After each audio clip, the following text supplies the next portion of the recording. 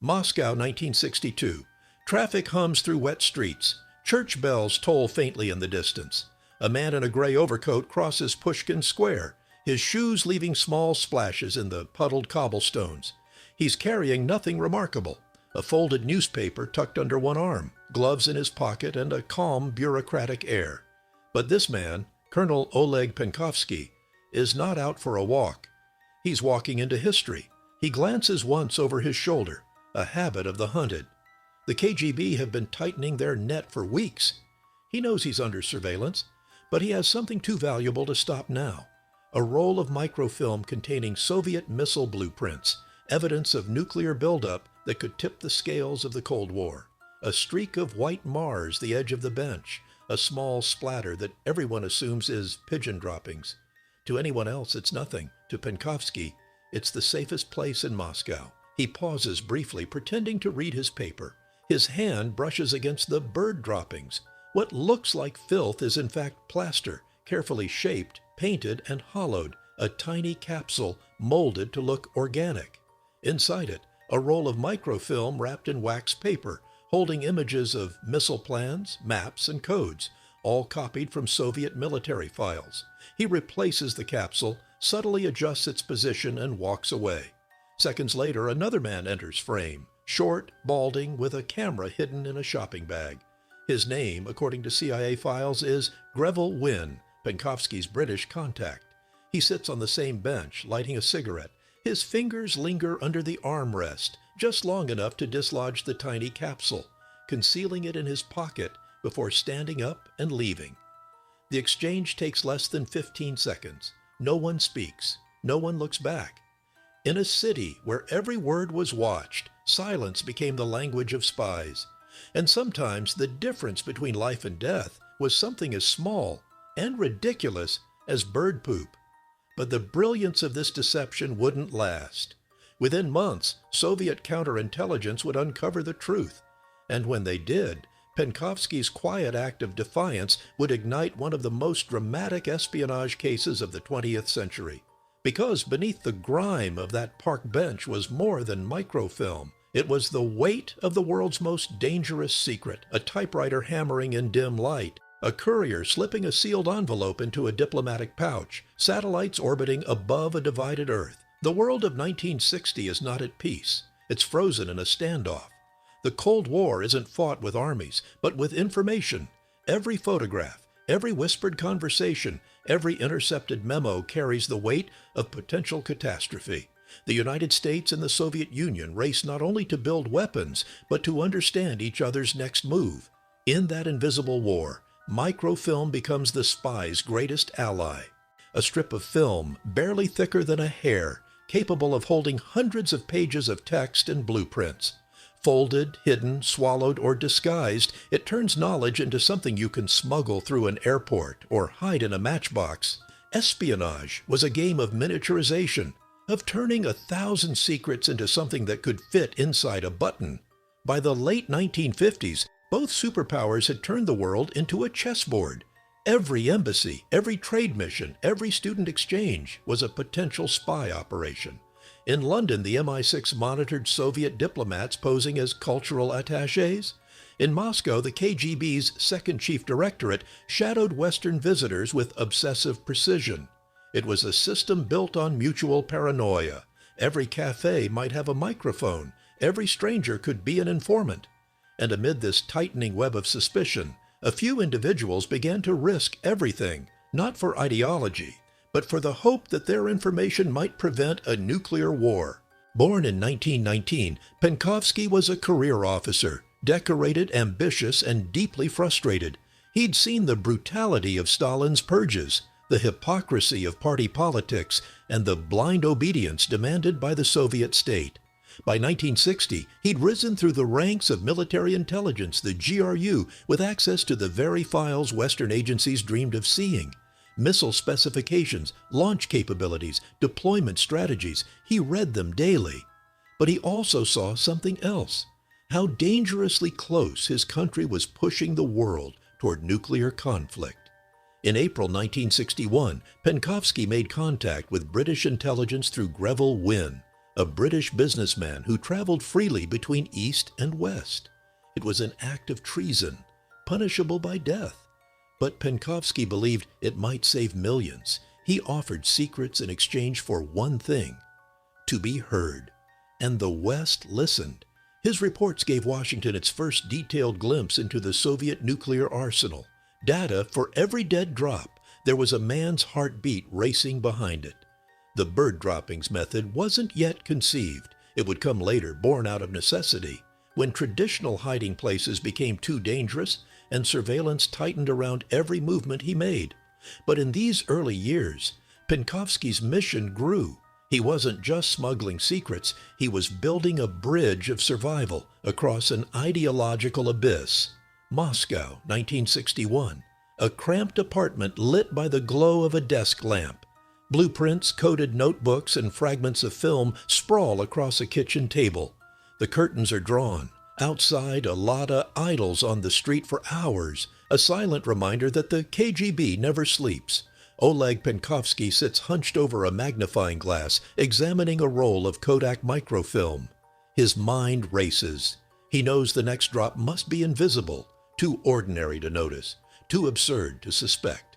The KGB's random sweeps of parks and alleys have made traditional dead drops nearly impossible.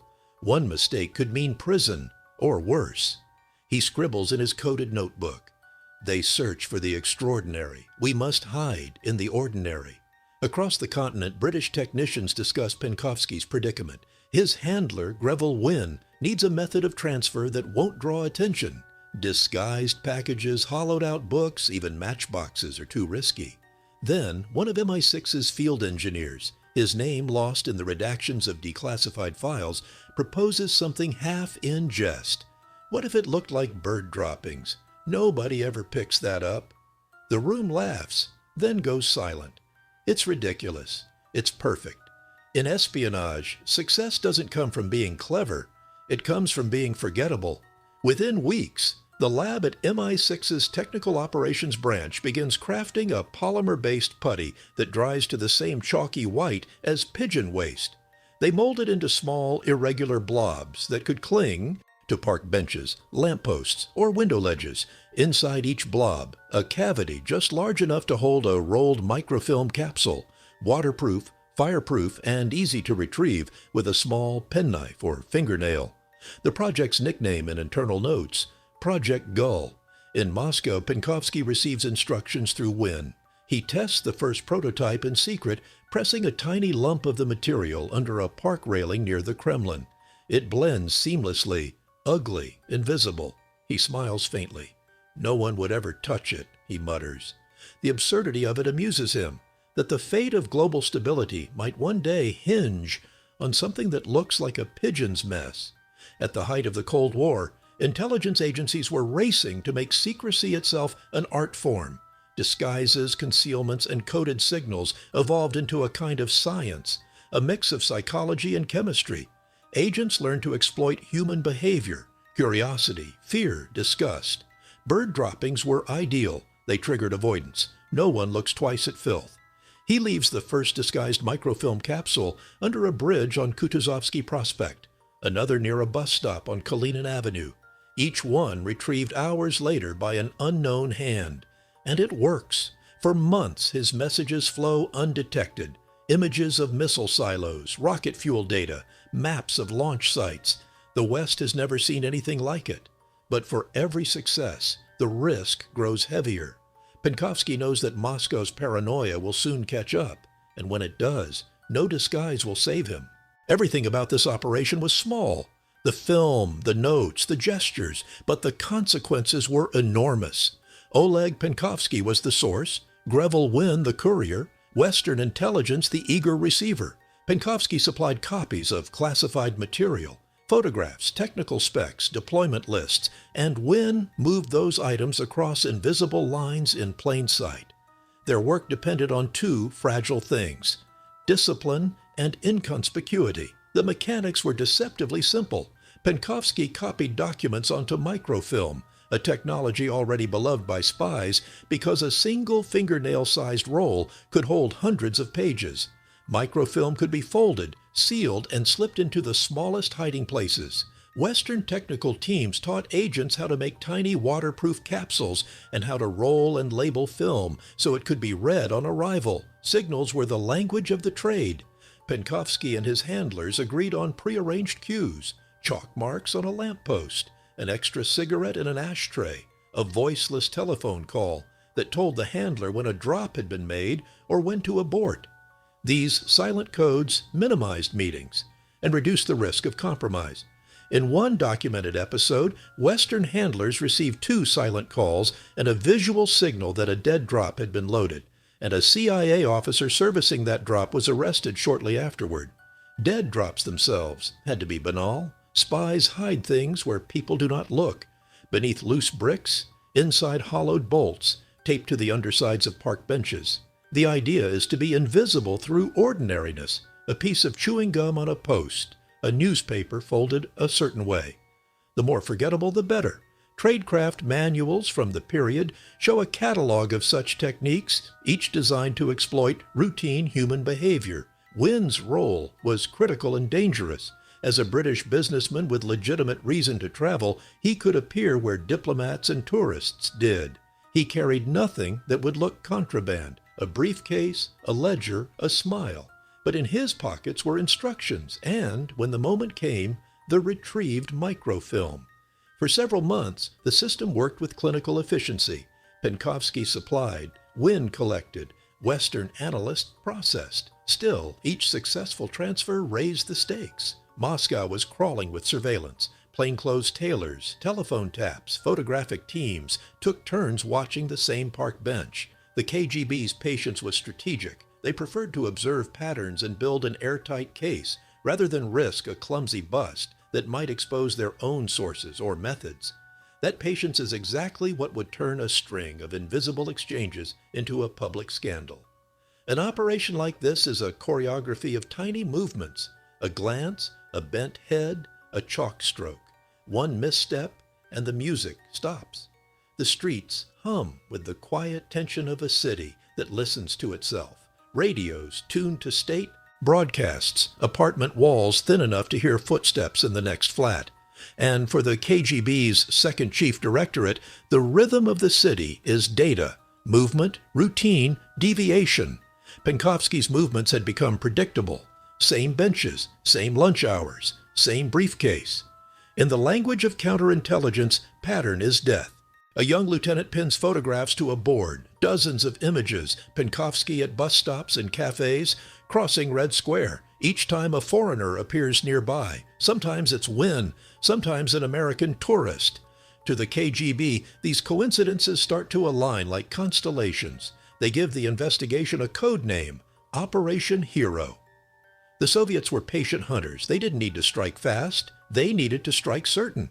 Weeks turned to months. Unknown to Penkovsky, 2 new watchers follow him everywhere, one on foot, one by car. They know his routes, his gestures, even his pauses. They log his times with mathematical precision. But they wait. The KGB doesn't arrest spies for suspicion. They wait until the evidence tells a story that no one can deny. He arrives under the guise of a business delegation. His nerves are frayed. He's been warned that Soviet counterintelligence is tightening its net. But the mission must continue. He meets Penkovsky briefly at a reception. Nothing incriminating is said aloud, but to a camera hidden behind a vase, the handshake is all that matters. Within days, both men are marked. Reports from MI6 later describe odd signs. A mail drop that vanished before retrieval, a safe house that appeared to have been searched, an agent who stopped answering coded calls. By autumn, Penkovsky feels the pressure closing in. His KGB colleagues start asking casual but loaded questions. He senses that his mail is being opened, that footsteps follow him even in the quietest hours. At night, he tells himself he can stop, that he's done enough. But in the morning, he copies another document. In the shadow world of espionage, paranoia isn't an illness, it's survival. The next microfilm drop nearly fails. When Penkovsky reaches the park, he notices a man feeding pigeons. He's seen him before, too many times. He turns away, pretends to tie his shoe, and aborts the drop. A week later, the same man appears again, now near his office. The watchers are no longer hiding. He stares at his reflection in the window, cigarette trembling in his fingers. A small stack of undeveloped film lies on the table, information he'll never deliver. Somewhere below, the sound of a car door slamming. He doesn't need to look to know who it is. The silence that follows feels heavier than any interrogation room. The KGB has finally made its move. Moscow, October 22, 1962. The world teeters on the edge of nuclear war. Across the ocean, President Kennedy addresses the American people about Soviet missiles in Cuba. In Moscow, Oleg Penkovsky listens from a small transistor radio, his hands shaking. The intelligence he smuggled out, blueprints, photographs, missile range data, now sits on the president's desk. His microfilm has changed history, but for Penkovsky, the walls are closing in. He knows it's only a matter of time. And time, in the spy world, runs out. Quietly, footsteps echo in the stairwell. The elevator rattles to a stop. He hears the knock. 3 sharp raps, official, deliberate. The KGB doesn't knock like neighbors. 2 men in plain suits enter without waiting for an answer. One carries a small notebook, the other a warrant. "Comrade Colonel," one says evenly, "we need you to come with us." Penkovsky doesn't resist. He buttons his jacket, straightens his collar, and leaves behind everything: his notes, his radio, his last cigarette still burning in the ashtray. Moments later, the door closes on his life as a free man. In the Cold War, the moment of capture was not a burst of violence. It was a slow, methodical erasure. Greville Wynne, meanwhile, is arrested in Budapest days later during a business trip. He's taken to Moscow under escort, accused of being the courier for Western intelligence. The bird-dropping capsules, retrieved from multiple drop sites, are presented as evidence. KGB photographers document them carefully. The small white lumps scraped from benches and railings, each revealing a hollow core with a tiny capsule of microfilm.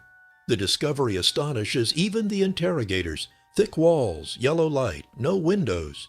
Penkovsky sits at a wooden table. A tape recorder clicks on. The interrogator's voice is polite, precise, deadly.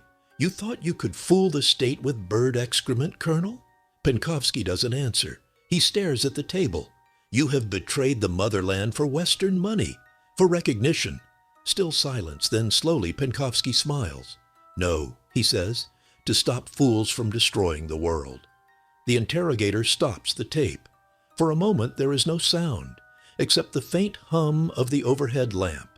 Cameras flash in a Moscow courtroom. Reporters scribble notes as Penkovsky, gaunt and pale, stands in the defendant's box. The charges are read aloud. Beside him, Greville Wynne, thinner now, visibly ill, listens through an interpreter. The courtroom is theater, the verdict predetermined. Still, the evidence paraded is astonishing. Hollow coins, matchboxes, film capsules, and, to the crowd's laughter, the infamous bird-dropping decoys. The prosecution calls them an insult to Soviet intelligence. But secretly, the KGB knows it was ingenious. Every spy story ends the same way, the moment when invention meets consequence. In May 1963, Oleg Penkovsky is sentenced to death. Official Soviet reports claim he was executed by firing squad. Other accounts, whispered through defectors, suggest something darker, that he was bound to a stretcher and fed alive into a crematorium. The truth was never confirmed. The KGB erased him completely. No grave, no record, only a warning. He survives, barely. After nearly 2 years in prison, Wynne is exchanged in 1964 for Soviet spy Conan Molody in a trade across Berlin's Glienicke Bridge, the same bridge that would later become known as the Bridge of Spies. The man who hid microfilm under fake bird droppings outwitted the world's most paranoid intelligence service until he couldn't. His secret saved lives. His silence cost him his own. Snowflakes drift past barred windows. Inside, the air smells of dust and disinfectant. The clock on the wall never moves. Time in the KGB's interrogation rooms is a loop that breaks men slowly, predictably. Oleg Penkovsky sits across from his interrogator, his face gaunt, his voice quiet but steady. The man across from him, Major General Gribanov, was trained in the psychology of fear. He knows when to threaten, when to comfort, when to wait in silence. But Penkovsky doesn't give them the satisfaction of begging. He admits what they already know and nothing more. His only repeated answer, documented in transcripts later leaked to the West, is chillingly simple. I did what I believed would prevent war. The interrogation of a spy is never about confession. It's about control, the erasure of identity, the rewriting of loyalty. The KGB films Penkovsky's sessions, both for propaganda and training. In the footage, now classified for decades, he appears calm, resigned, almost detached. Historians believe he was aware that his usefulness had expired the moment the microfilm reached Washington. To the Soviets, he was proof of Western deceit. To the West, he was a ghost they couldn't save. The trial becomes a performance for the world. Soviet television airs carefully edited footage of the proceedings. Reporters describe him as nervous but unrepentant. Beside him sits Greville Wynne, now skeletal, trembling, his voice nearly gone from illness and isolation. Wynne is sentenced to 8 years in prison. Penkovsky receives no sentence read aloud, only a short pause, a nod, and the words, "To the highest measure of punishment." In London and Washington, officials scramble to manage the fallout. Western newspapers hail Penkovsky as a hero who may have saved the world. Soviet papers call him a traitor and a worm of imperialism. Behind closed doors, intelligence agencies on both sides begin internal purges, agents reassigned, networks dismantled, procedures rewritten. The CIA revises its handling protocols for assets in hostile nations. MI6 quietly retires several Moscow-based officers. The KGB, emboldened, expands surveillance operations and tightens control of diplomatic channels. Everyone learns something from Penkovsky, and everyone bleeds a little for it. The Cold War didn't need martyrs, it needed silence. But men like Penkovsky reminded the world that silence can be just as dangerous. In his final days, Penkovsky reportedly asked for paper and pen. The guards refused. He smiled and said, "It's all written already, in the minds of those who will never forget." He emerges pale and trembling, traded for a captured Soviet agent on a fog-covered bridge in Berlin. Cameras flash. The exchange is wordless. Wynne never fully recovers. He returns to London, drinks heavily, and dies years later, still haunted by the memory of the man he left behind. The city has changed. The buildings are taller, the uniforms replaced by suits and smartphones. Yet the bench remains. Chipped paint, quiet pigeons, the faint trace of a story almost erased. It's easy to laugh at it now. The idea of hiding world-altering intelligence beneath something as absurd as bird droppings. But in that absurdity lies the essence of espionage, making the extraordinary invisible. The Cold War was not a war of armies. It was a war of attention, of knowing what people see and what they choose not to. Bird droppings, of all things, exploited one of the most reliable human instincts, disgust. No one examines filth. No one questions it. And that's what made it perfect. The disguise worked not because it was clever, but because it was beneath notice. In espionage, invisibility doesn't mean blending in. It means being dismissed. The greatest secrets of the 20th century often survived because they were hidden in plain sight.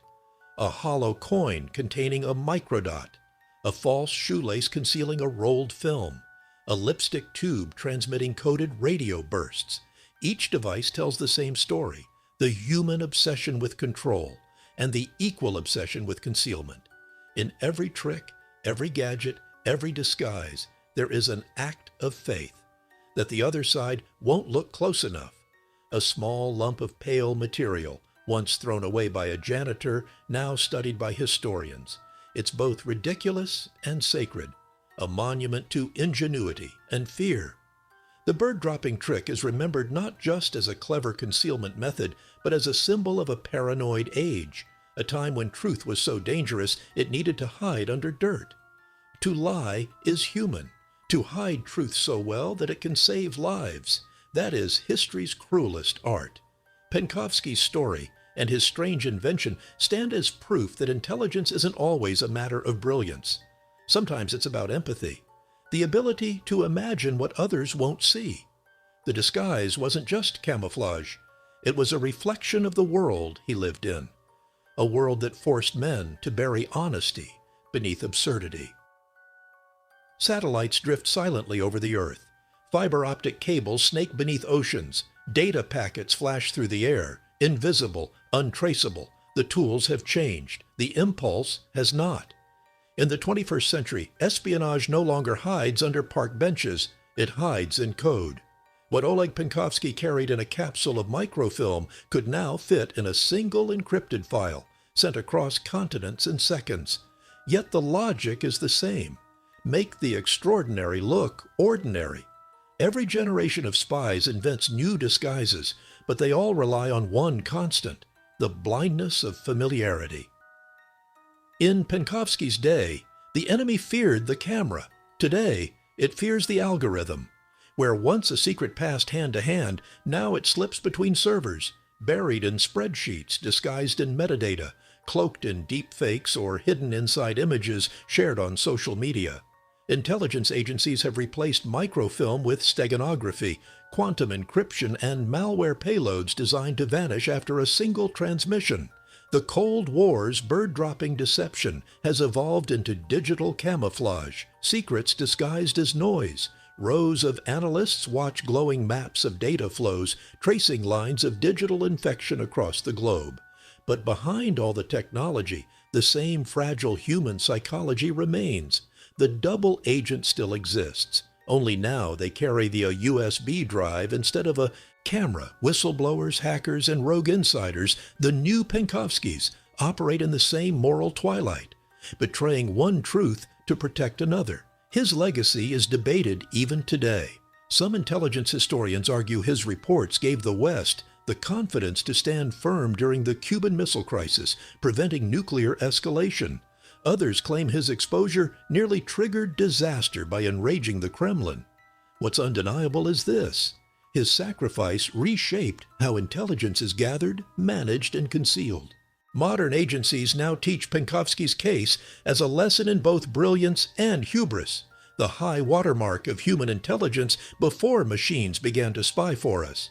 From film to fiber optics, from fake droppings to digital ghosts, the method changes, but the fear never does. Tourists stroll past without noticing. A pigeon lands on the armrest, it leaves a small white mark, the most ordinary thing in the world. And somewhere, in a server room 1,000 miles away, an analyst receives a coded image file that looks just as meaningless and just as dangerous. Mist rolls through the streets. The first light of day glints off wet pavement and old stone. Somewhere beyond the skyline, the hum of a new world, satellites, networks, cameras, begins its quiet surveillance. The Cold War is long over, but the silence it taught the world still lingers. Secrecy is not born from malice. It's born from fear and from love. We hide what we fear will be destroyed. We protect what we believe is fragile. Oleg Penkovsky's story is not just about espionage. It's about the human paradox, our need to tell the truth, and our equal need to bury it. He lived in a world where information was more explosive than gunpowder, where one photograph could shift the balance of civilization. And to move that photograph, he disguised it under what the world despises most: waste. That image, microfilm sealed beneath fake bird droppings, is absurd, poetic, and brutally honest. It captures the essence of human history, that truth often survives only when it hides. We are still hiding. Only now our secrets are digital, locked in passwords, protected by firewalls, lost in encrypted clouds. Every click is a whisper, every file a confession waiting to be found. The Cold War has ended, but the psychology of secrecy has not. Governments still guard what they fear to reveal. People still lie to protect what they love. And in between them, truth continues its quiet migration, from mouth to machine, from film to code, from one frightened hand to another. A secret is not a lie. It's a heartbeat, proof that something still matters enough to protect. Penkovsky died in silence, erased by the state he once served, but his actions lived on in the fragile peace that followed. His secrets, absurdly hidden, desperately carried, became part of the world's collective memory of restraint. He showed that even in an age of madness, one man's truth, however small, could change the course of nations. It's morning now. A pigeon lands, coos, and takes off. The bench is just a bench again. No watchers, no codes, no capsules, only the faint echo of a time when the fate of the world rested under a smear of white. The Cold War ended without a shot between its giants. Perhaps that was Penkovsky's final message, that sometimes the most powerful weapon in the world is what no one ever sees.